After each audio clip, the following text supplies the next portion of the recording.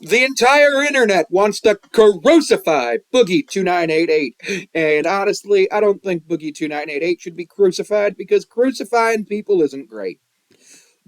I will admit that Boogie2988 made a lot of mistakes, and I've watched the documentary and a couple of reaction videos to it. I also made a video in relation to the documentary the other day, and I do believe that, Boogie2988 doesn't deserve to be as hated as he is, but I also want to update that and say that, you know what, sometimes when you make mistakes, you do need to learn from them.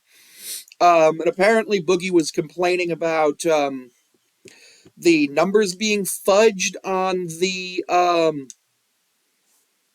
documentary, which I don't know how they could have been fudged unless they became an issue with like the numbers just not being, or honestly, I don't think the numbers were fudged, and the reason I don't think the numbers were fudged is because Boogie doesn't. He literally even said it. He doesn't know what he's doing with his money.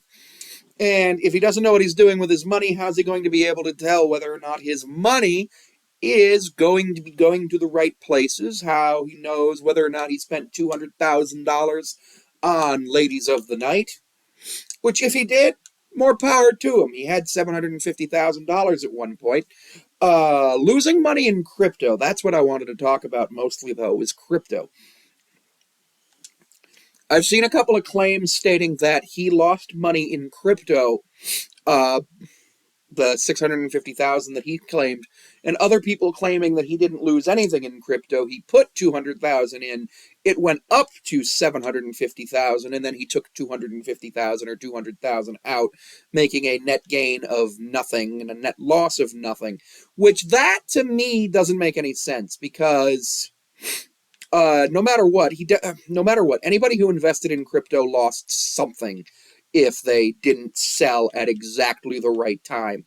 But to me, it's really confusing with the way the crypto was described. Because we all know that crypto's been a very volatile market over the last couple of years. For a while in 2021 and 22, it was up and down, then up and down, bull market, bear market, bull market, bear market, all sorts of stuff going on with that. And we all know that there were a lot of people who were like, I'm a millionaire. And then the next day they were broke, but they were never a millionaire except on paper. They never had $1 million in liquid assets. But the other question is, why would he have only had 200,000 in liquid assets to put in crypto? It's more likely that he put the $750,000 in liquid assets, because based on even his income from 2019 being about $500,000 from the documentary and self-reported, based on that, the likelihood that he has $750,000 in liquid assets is high, especially when you consider that pre-adpocalypse and everything, I'm sure he was making tons more money. If you look on his channel, the Fat Guy Splash video has 34 million views.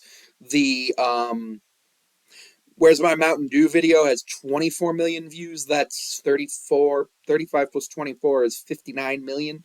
That's 59 million views. And pretty much all of that came before everything with the YouTube lowering ad rates and everything.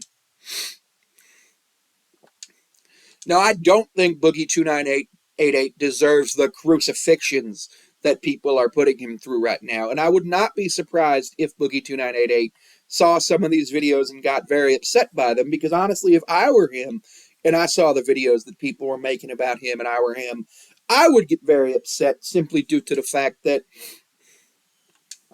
like, you want to be positive, he wants to be positive, and then now everybody's out there making these videos about how this documentary is a huge negative thing, which I don't think the documentary was a negative decision. I think the documentary was like, hey, this guy Mike, he wants to make a documentary about Boogie. Boogie's like, hey, you know what? Let me tell a little bit of my side of the story, and I can explain some stuff.